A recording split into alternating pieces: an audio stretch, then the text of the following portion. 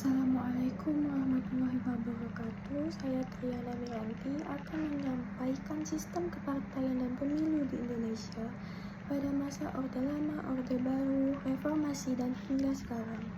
Sistem kepartaian di Indonesia merupakan sistem yang mengatur keberadaan dan peran partai politik dalam kehidupan bernegara.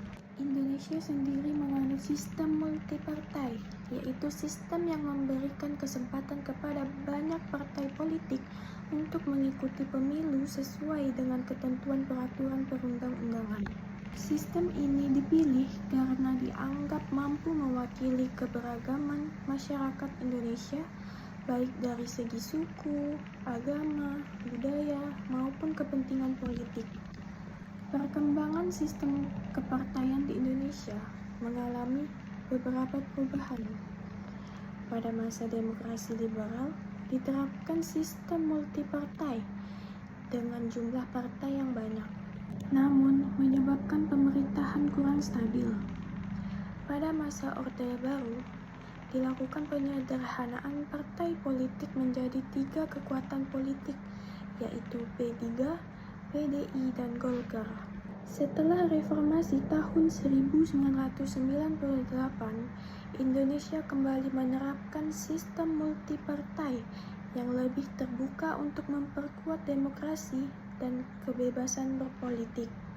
Pemilihan umum atau pemilu merupakan sarana pelaksanaan kedaulatan rakyat untuk memilih presiden dan wakil presiden, anggota DPR, DPRD, dan DPRD. Pemilu di Indonesia dilaksanakan berdasarkan asas langsung, umum, bebas, rahasia, jujur, dan adil. Dalam pemilihan anggota legislatif digunakan sistem proporsional terbuka, sedangkan presiden dan wakil presiden dipilih secara langsung oleh rakyat.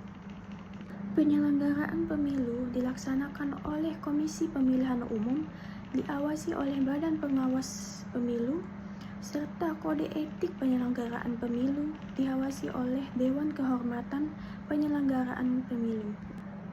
Ketiga lembaga tersebut berperan penting dalam menjaga agar pemilu berlangsung secara demokratis, jujur, dan adil.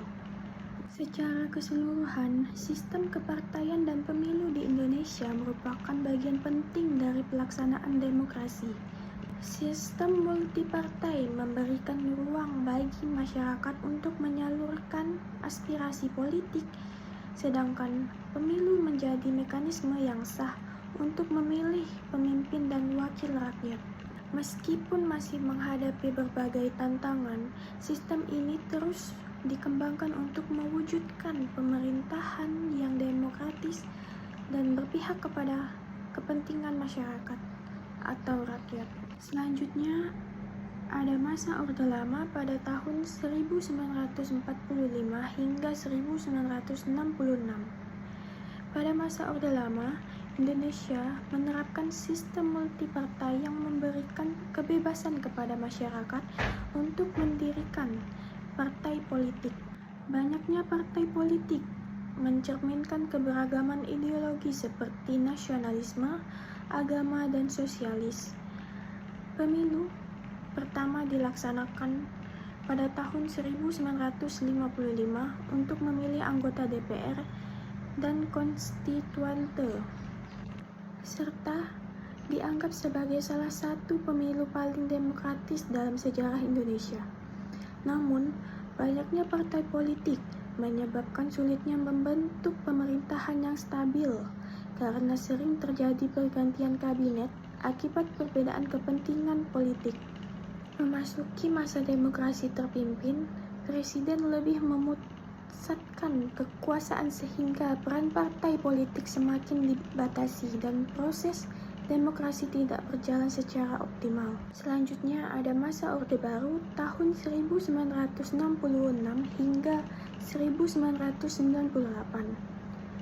Pada masa Orde Baru, pemerintah berupaya menciptakan stabilitas politik melalui penyederhanaan partai politik. Pada tahun 1973 dilakukan fusi partai, sehingga hanya terdapat 3 kekuatan politik, yaitu Partai Persatuan Pembangunan atau P3, Partai Demokrasi Indonesia atau PDI, dan Golongan Karya atau Golkar. Pemilu tetap diselenggarakan setiap 5 tahun, tetapi pelaksanaannya dinilai kurang demokratis karena adanya dominasi Golkar, pembatasan terhadap kegiatan partai politik, serta keterbatasan kebebasan berpendapat. Meskipun demikian, masa Orde Baru berhasil menciptakan stabilitas pemerintahan yang relatif kuat, tetapi dengan ruang demokrasi yang terbatas. Selanjutnya, ada masa reformasi hingga sekarang. Pada tahun 1998 hingga sekarang. Setelah reformasi tahun 1998, Indonesia kembali menerapkan sistem multipartai yang lebih terbuka dan demokratis. Kebebasan untuk membentuk partai politik dijamin oleh undang-undang sehingga jumlah partai serta pemilu meningkat. Sejak tahun 2004, Presiden dan Wakil Presiden dipilih secara langsung oleh rakyat sebagai bentuk penguatan kedaulatan rakyat. Selain itu, pemilihan anggota DPR dan DPRD menggunakan sistem proporsional terbuka yang memungkinkan masyarakat memilih calon legislatif secara langsung. Walaupun demokrasi terus berkembang, masih terdapat berbagai tantangan seperti politik uang, polarisasi politik, rendahnya kualitas kaderisasi partai, serta rendahnya kepercayaan masyarakat terhadap sebagian elit politik. Selanjutnya, kita sudah berada di titik kesimpulan. Kesimpulannya, perkembangan sistem kepartaian dan pemilu di Indonesia menunjukkan adanya perubahan sesuai dengan dinamika politik nasional. Pada masa Orde Lama, sistem multipartai memberikan kebebasan politik, tetapi mengakibatkan pemerintahan kurang stabil. Pada masa Orde Baru, sistem kepartaian disederhanakan untuk menciptakan stabilitas, namun kebebasan politik menjadi terbatas. Sementara itu, pada masa reformasi hingga sekarang, Indonesia kembali menerapkan sistem multipartai yang lebih demokratis. Indonesia kembali menerapkan sistem multipartai yang lebih demokratis dengan pemilu yang berlangsung secara langsung, umum, bebas, rahasia, jujur, dan adil. Meskipun masih menghadapi berbagai tantangan, sistem kepartaian dan pemilu saat ini menjadi pilar utama dalam mewujudkan demokrasi, menjaga kedaulatan rakyat, serta mendukung terbentuknya pemerintahan yang berdasarkan kehendak masyarakat. Sekian dari saya, apabila ada kesalahan mohon dimaafkan. Terima kasih.